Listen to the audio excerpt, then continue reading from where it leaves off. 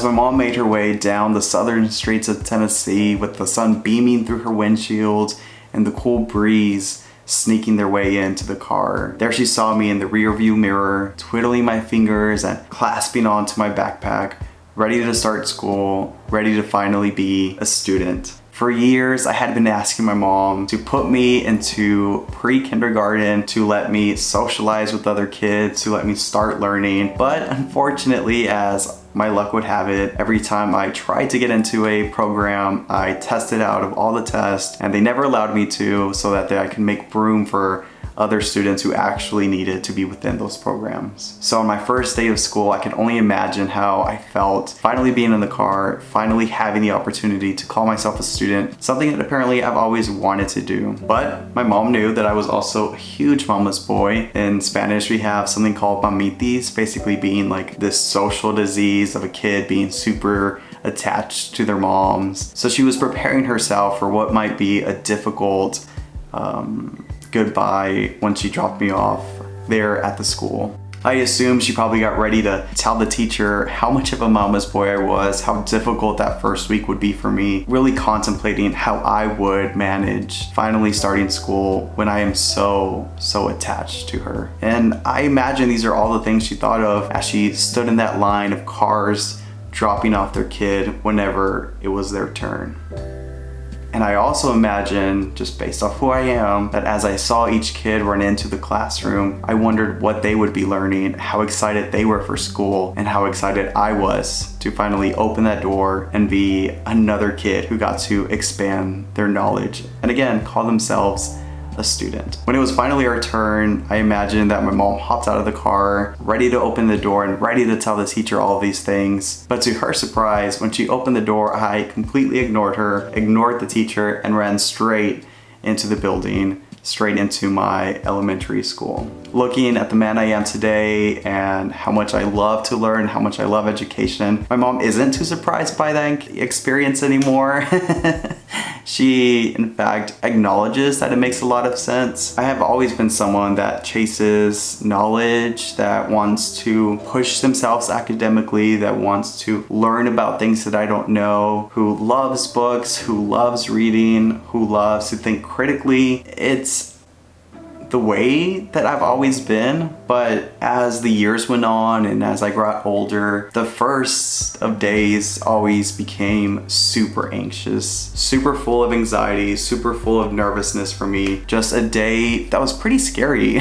I'll spare you all the details, of course, but that first week before I started school, every single year, my IBS was crazy. I never felt well, always felt uneasy, restless, uncomfortable. There was excitement and courage and confidence somewhere lurking within me, within my brain, but all of those other things always, they always beat those other feelings that I experienced. No matter how confident I was, no matter how ready and prepared I was, no matter how advanced I was in many of my years, I never felt any of those things. I was able to recognize them on paper, able to recognize them when others told me about them, but I never was able to feel those things. And of course, emotions trump, they trump it all.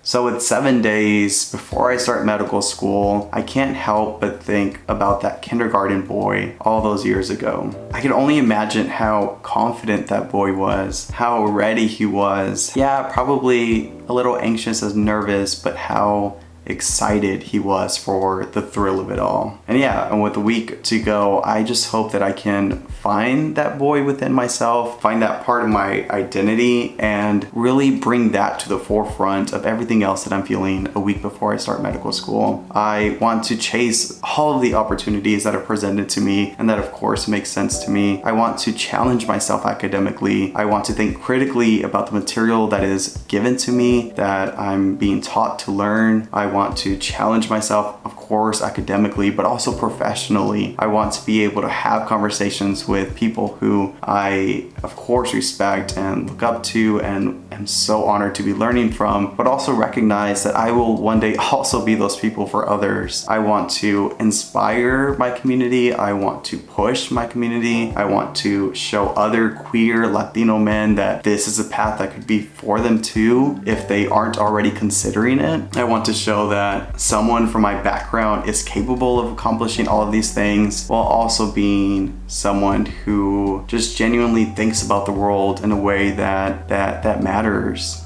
Obviously, as we have seen, the world is kind of a mess right now, and we really need people who aren't just great physicians, but who are great communicators. We need people who are great community leaders. We need people who are great connectors. It doesn't matter how much knowledge there is in the world if we aren't able to talk to one and another about the things that affect us the most. It doesn't matter how much knowledge there is in the world if we can't challenge the misinformation that is out there. It doesn't matter how much knowledge is in the world if we can't inspire the next generation of youth to also achieve their goals and their dreams. It doesn't matter how much knowledge there is. It doesn't matter how much knowledge there is.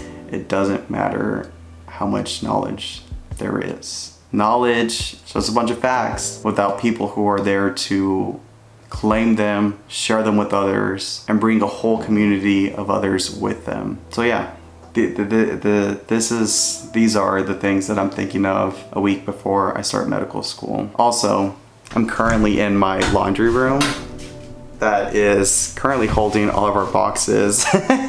I thought about making this video inside, but first of all, I still feel a little bit nervous whenever I film in front of Jeremy. I don't know why. He's my biggest supporter, but there goes that anxiety, that nervousness. It usually does a pretty good trumping everything else that goes on in my brain.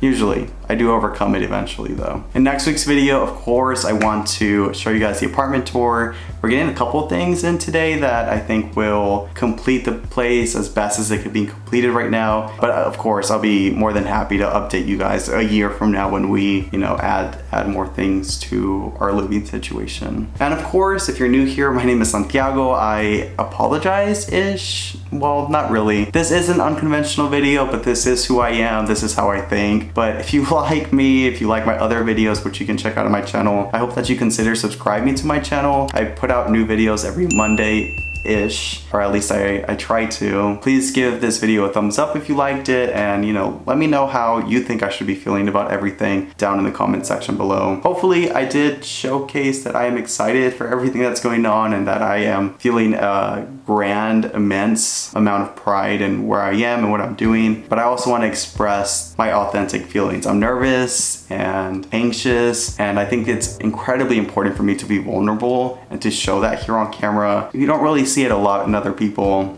or at least I didn't. So when I hear my inner thoughts being like, oh my God, I'm nervous, or oh my God, can I do this? And that imposter syndrome just becomes really strong in my head, like it's normal.